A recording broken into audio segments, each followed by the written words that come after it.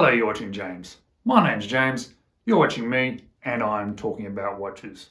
Well, today I'm going to be doing a full in-depth review of my Seiko Cocktail Time Mockingbird. That is the Presage line watch that have these beautiful dials. The Mockingbird is the green dial version, and it is a beautiful looking watch. I've wanted to own a Presage watch for some time. I wasn't quite sure which one I wanted to own because so many of them look so good. This particular one is just very, very pretty, and there's a couple of things about it that I particularly like. If you are interested in buying one of these, they are out there regularly online for about 405 Australian dollars. I have seen them sell for significantly more than that, and I know at your local authorised dealer that they will try and charge you more, but I have regularly seen it online for 405 Australian dollars. So if you are keen to buy one, Google it in your local area and I'm sure you'll find one at a good price. And I think this watch at that sort of price is a pretty good bargain. It is such a lovely, lovely dress watch. And I have to say, I've owned quite a few dress watches over the last few years, and this is one of the best that I have owned. It is really nice in so many ways. So before we flick it around to the full in-depth review, I just want to ask, if you haven't already subscribed, do you mind just clicking on that subscribe button? It really does make a big difference to me. Thank you so much. I do appreciate it. So let's flick it around and let's check out this Seiko Presage Mockingbird Cocktail Time. Wow, it has a lot of names. Let's just check it out. So here we have the Seiko Presage Cocktail Mockingbird, reference number SRPD37J. Now it comes on this nice big cushion, which is very nice, and the box itself is actually quite good. It has a nice little blue line, little accent, which you don't see when you close it, but very nice, sort of very soft inside. It's got Seiko there, comes with a little hang tag as well. And the thing that does stand out to me straight away with this watch is the dial. However, in these conditions in my studio, it doesn't show up quite as well as I would like. So over the next few minutes, as I'm talking about the watch, I'm going to insert some footage from outside. Outside in the sun, it really does show off that dial. And let me try to explain to you what this dial is and why it looks so good. Firstly, it's hard to tell from photos, and sometimes it's a bit hard to tell from the video footage as well, but that dial underneath that hard LACZ crystal is actually flat. It appears to be like a porcelain or a glass. That's what it looks like to me. I've been trying to find out what it actually is online, but I get sort of conflicting answers. But what it looks like, and I guess that's really all that matters, is like a piece of porcelain or a piece of glass. There is no sort of 3D effect to it, even though it really has a 3D look to it.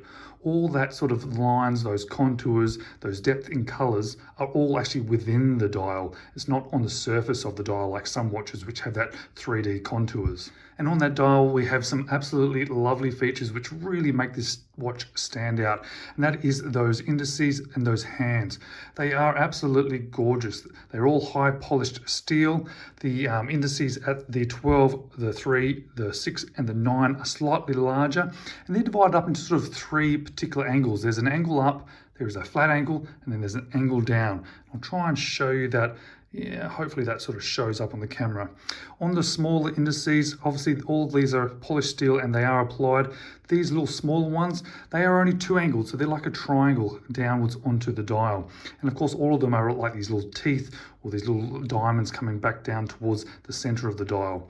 And they really do pick up and look well and look good with those dolphin hands as well. They are all polished and they are also slightly curved or slightly creased in the center, and it really looks good. And then what's amazing and what really does highlight this lovely green dial and these lovely indices and those beautiful dolphin hands is this copper sort of goldy colored needle second hand. It just looks beautiful. Now, before we talk more about this dial, because there is a bit more to talk about, let's talk about the dimensions of it, shall we? We have a 40.4 millimeter case diameter. We have a 11.9 millimeters thick. So it's a nice sort of slim watch, nice size watch. We have a 20 millimeter lug width, and the lug to lug is 47.2 millimeters. Now this one's quite light. With this supplied leather strap, it's only 69.6 grams. So it has a really nice light feel on wrist. Now let's get back to this dial because there is more to talk about. And also we have applied on the dial two more things. We have the Seiko logo and the surround around that date window.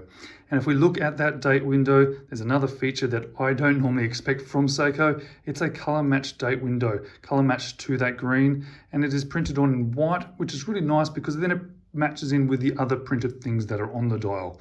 And those other printed things on the dial is the word Presage, automatic, made in Japan, a couple of numbers, and then around the outside we have two sets of little lines, or sort of like almost like a railway feature. We have the minutes that are slightly larger and also a second track. And it gives it a little bit of interest. It's quite nice. It sort of helps blend the edge of the dial into sort of the case there. And this beautiful dial and everything I've just been talking about is covered by this piece of boxed hardlex crystal. So yes, it's not sapphire, that's okay, but it's also not acrylic. I kind of would expect acrylic with this type of watch, but it seems to be a slightly sort of more luxury versions of their sort of dressy watches.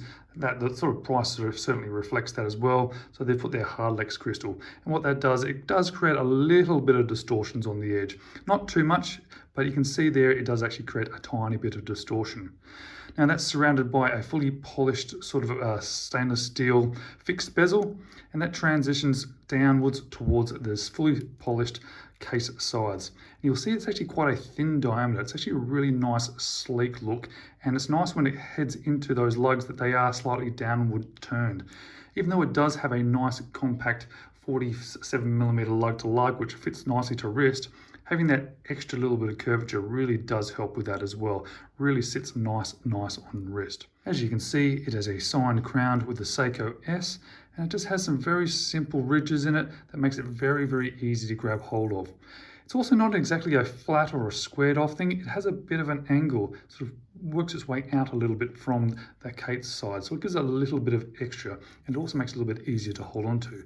You'll also notice that it is not screwed down. It is a push-pull crown only, and that gives it a 50 meters of water resistance. And I guess for a dress watch, we don't really need a whole lot more water resistance than that.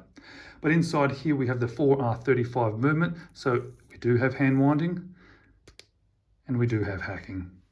So let's talk about the movement inside here. As mentioned, it is a 4R35 movement, which is a pretty good movement. But what I like best about this one is how well it is presented. As you can see, it's fairly obviously, it's a see-through case back, but it has this nice sort of polished steel surround, which has some of the information about the watch, but it just leads in and really presents that 4R movement really nicely. It is nice also to have that golden rotor there, which I think really then sort of links it in a little bit there with the dial of the watch with that sort of copper colored brass sort of golden second hand. And let's see how well this 4R35 movement is performing. And I'll do that by sticking it on the time grapher. So as we can see here, the movement is running at 21,600 vibrations per hour. The beat area, it's okay. It's within the sort of levels that are okay. Anything under 1 is pretty good. However, I have noticed this with Seiko a bit recently, that it is probably slightly higher than I would like. That would be great to be 0, but it's still in an okay range. Amplitude, a little bit low. It's still not a bad range. If it's above 200, it's going to be okay. But again, that would be nice to be a little bit higher. And this one is running a little bit slow. I've noticed it sort of runs on the time graph sort of between -10 and -15 seconds per day. Now this comes on this nice dark brown leather strap, and it is a really nice dark brown leather strap. I sort of have a bit of an issue sometimes with leather straps. For them to be something that I enjoy on wrist, they have to be particularly good, and this one is particularly good. It's a really nice deep brown, and it has this deployment clasp, which works very well. And I sometimes have problems with deployment clasps as well, because I have a medium-sized wrist, but I have quite a large hand. So sometimes getting it over my hand onto the wrist is a bit of an issue. This one, no issues whatsoever. It is nicely stitched down the sides, has a little bit of padding on the top of the straps there, and then it sort of tapers down a tiny little bit. We do have the Seiko logo there. It's a nice and easy deployment clasp to use as well. Just clip it down and use these 2 pushes on either side to release it. And here we have it on my 6 3/4 inch wrist. It sits really nicely. Sometimes with leather I do find it sort of sits up a little bit, sits a little bit funny, but this one is very nice. I think also because of the lug to lug, plus those slightly curved down lugs, plus the general thickness of the watch as well. It sits very, very nice. It's a lovely watch to wear, and it's very, very comfortable on wrist as well. I have really enjoyed owning this one. And one of my biggest negatives of this watch is that I haven't had that many opportunities to be able to wear it. I don't wear a suit very often, so I have been wearing this one more sort of at night time when I'm at home, just when I know I'm not going to be sweating on this leather strap, because I really do want to wear this watch and I have been enjoying this watch. So that's sort of the occasions that I've been wearing it recently. So what do I like about this watch? What don't I like about this watch? And what would I change? Well, from a like perspective, it is all about this dial. I'll put in a couple of more bits of video now just to show the light play on that really pretty green dial. And it really does almost jump out at you with that sort of 3D effect, even though there isn't really any 3D on the dial there. And those indices, wow, they are stunning. I love the shape. I like the angles of them. I like the polished surface of them. I love how they all angle in and point in towards the center of the watch. Beautiful dolphin hands. As mentioned, that second hand, the color of the second hand, it really just pops. It just gives it something a little bit extra. And I'm really impressed that they color match that day wheel. It really does set this watch off.